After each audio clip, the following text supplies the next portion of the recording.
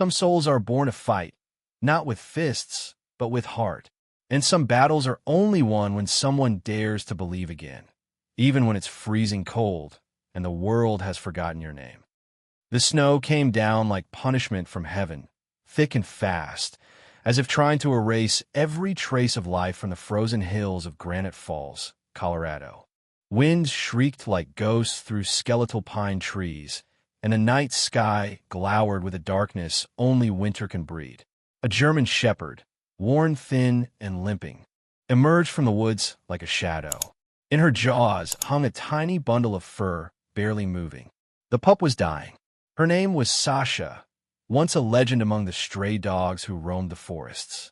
She didn't believe in people until that night, and the man in the cabin didn't believe in himself anymore until the knock at his door shattered 2 decades of silence.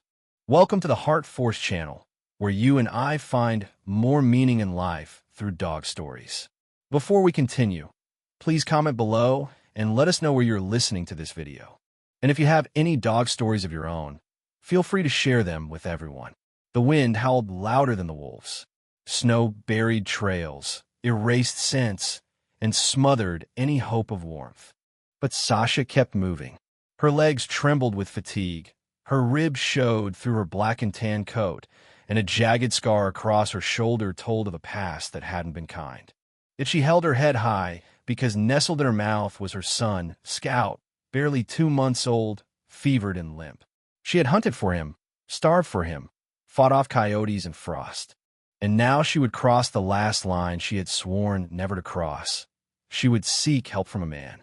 That man was Jensen, age 58, a former emergency vet from Fort Worth, Texas, who now lived in self-imposed exile in a timber-frame cabin deep in the wilderness of Granite Falls. 15 years ago, Cal had been known as the miracle vet, saving dogs that others wrote off. He ran a chain of clinics across the state and had a golden reputation, until one terrible day that tore everything apart. He still had the newspaper clipping. It was folded and yellowed, tucked into an old medical bag he hadn't opened in years. Acclaimed vet faces malpractice suit after police K. 9 dies on table. That dog's name was Ranger, and he had died during a routine procedure Cal had performed in good faith. The lawsuit cleared him. The guilt never did. Since then, Cal hadn't touched a scalpel, hadn't entered a clinic. He moved to Colorado to escape the ghosts. The locals called him the dog whisperer in the woods because animals still found him. Broken raccoons, mangled owls, stray dogs. He left food out, patched up what he could, but he never let them inside. He couldn't, not after Ranger, until Sasha came. It was near midnight when a knock came. Not a human knock, but a desperate scratching and a low whimper. Cal paused, flashlight in hand. The wind roared. Again, the sound came, closer this time. A weight pressed on his chest. When he opened the door, there she stood, Sasha, shaking from cold, her eyes locked on his, and the tiny pup hanging in her jaws. Cal, Froja. For a moment, his old instinct screamed at him. Close the door. Walk away. But he saw something in her face. A look he remembered from every owner who had handed him a dying pet, and whispered, "Please, just try." He knelt. "Okay," he said, voice rough. "Let's try." Inside the cabin, the light was dim, the heat from the wood stove barely holding off the chill. Cal wrapped Scout in old flannel and placed him beside the stove. Sasha sat nearby, unmoving, her eyes following every motion. The pup's breathing was shallow. His gums were pale. He hadn't eaten in days. Cal's hands trembled as he fetched supplies. His fingers, stiff with arthritis, fumbled with the dropper. He hadn't done this in so long. But muscle memory took over, and he began. Warm fluids, slow massage, tiny whispers to the pup, as if he could coax him back from the edge. Scout let out a tiny gasp. It was barely a sound, but it was enough. The clock ticked. Hours passed. Sasha didn't move. She didn't sleep. She didn't whine. Cal worked in silence, afraid even to breathe wrong. In the dead hours before dawn, Scout stirred. "Good boy," Cal whispered. "Hang in there." Morning came gray and bitter. Scout's condition was stable, but not safe. He needed antibiotics. Cal's stash was low. Most were expired, and the nearest vet was 3 hours away, down unplowed roads. But something in him had changed. The look in Sasha's eyes had done it. He wasn't just saving a dog. He was being asked to believe in himself again. He turned on the radio for weather. Blizzard conditions worsening. He sighed. That's when he heard it, the low growl. Cal turned to the window. Sasha was standing guard. Behind her, through the trees, 2 glowing eyes stared back, coyotes. Maybe more, drawn by the smell of blood, of weakness. Cal grabbed his old Remington from the mantel, stepped onto the porch. He fired into the air once. The eyes vanished. When he turned back, Sasha was pressed close to her pup, licking his ears. She wagged her tail once, just once, and Cal felt something strange happen in his chest. It was hope. That day, Cal made a decision. He'd call Marla Raymond, the town's current vet and the woman who'd once begged him not to walk away. He hadn't spoken to her in 12 years. But if Scout had any chance, he needed more than old instincts and expired meds. He lifted the dusty phone. His fingers hesitated, then dialed. Marla, it's Cal. I got a pup here, and I think I need your help. The hardest journeys are the ones that force us to look back into the places we buried our pain, our guilt, and our second chances. In the silence after the storm, Granite Falls felt like a painting, snow-covered and still, the kind of quiet that made people remember the things they tried to forget. For Cal Jensen, it wasn't just about the cold. It was about that call, the one he'd made to Marla Raymond, the woman he once almost married, the vet he once mentored, and the only person in town who still had reason to believe he was more than the shadow he'd become. And now she was coming up the mountain road. With help. For a German Shepherd pup that no one else had ever seen, except a mother who refused to give up. Marla arrived mid-afternoon, her truck chained up for the steep climb. Windshield wipers clearing thick snow in tired, squeaky arcs. She climbed out, straight-backed and determined, holding a blue duffel full of medical supplies. Her eyes, sharp behind silver-framed glasses, locked onto Cal's as he stepped out onto the porch. Well, she said, brushing off snow. Took you long enough to call. I didn't have a choice, Cal muttered. Marla gave him a small smile. You had a pup. That's the same thing. Inside, she got straight to work. Sasha didn't growl. She just watched, ears alert, like she understood Marla wasn't a threat. Scout's condition had improved slightly since the night before, but he was still fragile. Marla administered antibiotics, ran fluids, and checked vitals while Cal stood off to the side. Fists clenched. Don't hover, she said. I'm not hovering. You're hovering like a panicked first-time dog dad. Cal almost smiled. Almost. As Marla worked, Cal caught her up. About how Sasha had brought Scout straight to his door. About the fever. The night of wind and desperation. The coyotes. The scar on Sasha's side. Marla paused at that. You think she's from the East Ridge site? Cal blinka. The what? Private breeder. Off the grid. Whispered rumors. Working dogs with bloodlines too clean to be real. You know the kind. Cal's jautansa. You mean a puppy mill? Not technically, she said, but it smells like one. She gently turned Scout on his side. This one's a fighter. He's got something wild in him, but he's small for his age. Immune system looks stressed. Could be genetic. Could be something worse. What are you saying? Marla looked at him, the way she used to when they disagreed in surgery. Firm, but kind. I'm saying you need to be ready. He might not make it, even with everything we're doing. Sasha let out a low whine, as if she understood. Cal stepped forward and placed a hand on her neck. It had been years since he'd touched a dog like this, trusted one. Felt that steady rhythm of loyalty through skin and fur. It broke something open in him. The shell he'd built after Ranger died. The silence. The shame. Why'd you really come? He asked Marla later, while they sipped lukewarm coffee in the kitchen. You mean besides the dying puppy and the infamous recluse finally making contact? She said, arching a brow. Yeah. She hesitated. Then, because I miss who you were. Because I think that man still exists. And because this town is about to lose more than just one pup if we keep letting suits in boardrooms decide what healing looks like. Cal nudda slowly. So you know, I know everything. That evening, Word spread in hushed conversations and text messages. Cal Jensen is treating animals again. Some were furious. Those who believed rules mattered more than compassion. Others were relieved. Those who couldn't afford Marla's clinic prices or who'd lost faith in corporate veterinary care. But one person, Deputy Colton Reese, sat in his cruiser staring at the town hall, jaw tight. He remembered Ranger too. Ranger was his brother's K-9 partner. He picked up his phone and made a call. You said if Jensen ever came back into practice, well, he just did. In the cabin, the fire crackled as Marla prepared to leave. She squeezed Cal's hand. Keep giving him fluids. Keep him warm. And if Scout makes it through the next 48 hours, he's got a shot. She stepped outside, pulled her coat tighter, and turned to Cal one last time. You don't have to carry it all alone anymore, she said. Not the past.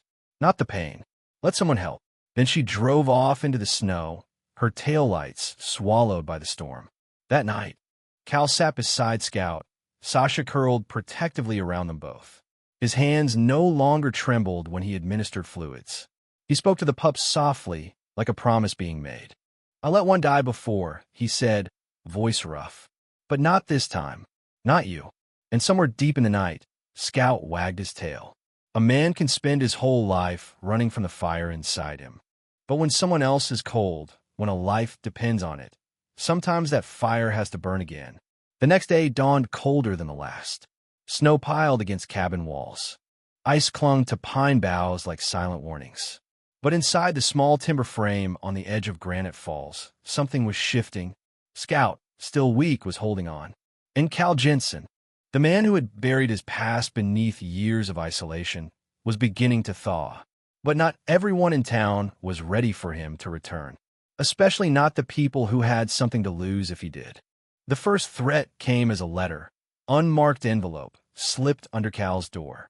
Inside, a printed note. Operating veterinary services without a license is illegal. Cease immediately or face formal action. No name, no return address. Cal stared at it a long time before tossing it into the fire. Sasha, sitting by the stove, watched the flames with quiet approval. He knew who it was from. Vetco Western, the corporate veterinary chain that had moved into the region last year, offering sleek clinics and flashy equipment, along with fine print that bled communities dry. They were the reason Marla Raymond's practice was half empty, the reason families were being priced out of basic care, and the reason more and more animals were dying without help. But Cal didn't care about any of that until now. Not until Scout. The pup was stronger now, eating small amounts, eyes alert. His fever had broken, though he still needed close monitoring. Cal had mapped out his treatment schedule down to the hour, using old notebooks he hadn't opened in years. The handwriting was shaky at first, but grew steadier with each passing page. Sasha rarely left his side. That afternoon, a knock at the door startled them both. Cal opened it to find Tommy Bell, a local rancher, standing in the snow with his hat in his hands. I heard, you're helping animals again, he said. My boy's border collie, Lacey, she's got something wrong with her paw. Swollen bad. Can't afford Vetco. Marla said she's booked. Cal hesitated. I'm not licensed anymore. Tommy nodded. Eyes hopeful. Yeah, but you're still the best shot she's got. Cal looked back at Scout, then stepped aside. Bring her in. It started like that. First Tommy, then 2 more ranchers, then an older woman from town with her injured cat. Cal refused money, but they brought supplies. Hay, antibiotics, even fresh bread. Word spread faster than fire in dry grass. At night, Cal stared at his ledger, now filled with case notes and scribbled diagrams. His hands ached from use, but something inside him, something old and sacred, was waking up. You're becoming the beating heart of the forest again, Marla said, during one of her evening check-ins. And people are watching. They weren't the only ones. In the sleek corner office of Vetco's regional headquarters in Denver, a young executive named Brent Colby reviewed a report with growing frustration. Unauthorized treatments. On public land. No license. No chain of custody. This is a liability nightmare. Beside him sat Deputy Colton Reese, arms crossed. He's practicing medicine, and half the town is cheering him on. Colby tapped his pen. We warned him. If he keeps going, we'll push for legal action. Force the county's hand. Reese's jaw tightened. This isn't just about Jensen. He's lighting something up in those people. They remember what community care felt like. Before we showed up. That's the problem, Colby said. And we're going to shut it down. Back at the cabin, Cal faced a harder decision. Scout had developed a cough. Deep, chesty, and alarming. Sasha paced constantly, ears flicking at every noise. Cal recognized the symptoms. It could be minor, or it could be canine distemper. He needed better diagnostics. And fast. I'm taking him to town, he told Marla. You sure? If you show up at a clinic, Vetco will know. I know, he said, but I've let fear drive my life long enough. That night, under cover of snowfall, Cal wrapped Scout in blankets, secured Sasha in the back seat, and drove his rusted pickup down the mountain road for the first time in over a decade. It wasn't just a drive. It was a resurrection. People saw him. Faces turned in disbelief. And when he pulled up to Marla's clinic, the waiting room was full of strangers with dogs and cats. They stepped aside for him. Inside, Marla had the equipment ready. Blood tests. Scans. For fluids. Not distemper, she said finally. Just a bronchial infection. Bad, but treatable. Cal exhaled for what felt like the first time in years. He was about to leave when a familiar voice called his name. Mayor Judith Mendez, sharp-suited and all business, approached him in the hallway. Cal, you need to stop. You're putting everyone in a difficult position. Vetco's threatening to pull out of their development deal if we don't take action. Cal's face didn't flinch. Then let them pull out. I'd rather lose a deal than my soul. As he drove back into the night, Scout nestled in his arms and Sasha resting her head across his lap, Cal knew what was coming. Pressure, lawsuits, maybe even arrest. But he also knew something deeper. He was a man of medicine, of healing, of redemption, and he wasn't hiding anymore. Sometimes it's not the storm outside that threatens to break you. It's the quiet war within, the one between what you know is right and what the world tells you is legal. In the bitter dawn of a Thursday morning, Granite Falls sat at a crossroads, one foot in its quiet, rural past, and one shackled to the polished promises of corporate expansion. And right at the center of that fracture stood a man who hadn't wanted to be part of any battle at all. Cal Jensen didn't set out to start movement, but by saving Scout, he had. The knock came at 6:37 a.m. Two county officials, dressed in regulation parkas, stood at Cal's door with clipboard in hand and a deputy parked just behind them. Behind the snow-dusted badge stood Deputy Colton Reese, looking everywhere but at Cal's face. By order of the County Veterinary Board, the taller official said, "We're conducting a search of this property based on reports of unlicensed medical activity." Scout whimpered from his blanket by the fire. Sasha stood, teeth bared. Cal placed a calm hand on her back. "You're not taking him," Cal said. The officials exchanged glances. "Sir, we're not authorized to seize animals today. We're just here to inspect and document." "Same thing," Cal muttered, stepping aside. The next hour was quiet, but heavy. Photos, notes, inventory of supplies, copies of treatment records. They didn't touch Scout, but they didn't need to. Their presence alone said it all. "We see you, and we're coming back." When they left, Reese lingered. Finally, he met Cal's eyes. "You know this is going to get worse before it gets better, right?" "I know." Reese nodded slowly. "Then maybe it's time we stop pretending it's just your fight." That evening, Marla Raymond, Tommy Bell, and a half-dozen others gathered at Cal's cabin. The fire burned hot, and the air inside felt like a war room. Sasha rested against Cal's boots. Scout lay curled in a basket, breathing steady. "What they're doing isn't right," Marla said. "They're targeting the one place people trust because it threatens their profit margins." Tommy chimed in. "I say we go public. Let the community decide who they stand with." "They already have," said Martha Lee, owner of the corner bakery. "You haven't seen the diner chalkboard? Half the towns signed a petition asking the board to reinstate Cal's license." "Won't matter," Cal said quietly. "They don't want justice. They want control." Marla leaned forward. "Then we take it out of their hands." The idea came from Tyler Jones, a shy wildlife biology student who had been shadowing Marla for months. He leaned in, glasses fogging. What if we bring in the media? Cal raised an eyebrow. You mean like a press conference? Bigger. Full story. The illegal breeding facility. The town's veterinary access problem. Scout. Sasha. Everything. Tommy rubbed his chin. Expose Vetco. Show what real care looks like. Cal hesitated. He'd hidden so long. Let silence keep him safe. But maybe the truth was the only thing that could save anyone now. He nodded. Let's do it. Within 72 hours, reporters from Denver, Boulder, and even Salt Lake City rolled into Granite Falls. Word spread like wildfire. A reclusive ex-vet saves a dying pup. Sparks a rural rebellion against corporate vet chains. Scout's story caught hearts.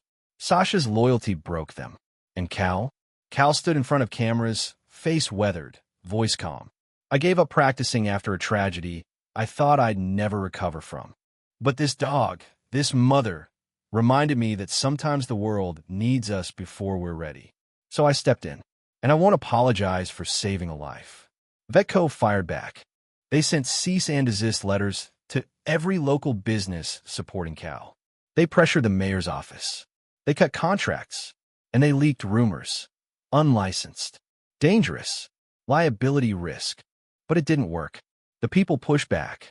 Tommy and 22 other ranchers signed a declaration of support. Marla opened her clinic space to offer shared treatment rooms for community care. Students from the vet school at Colorado State University asked to intern with Cal.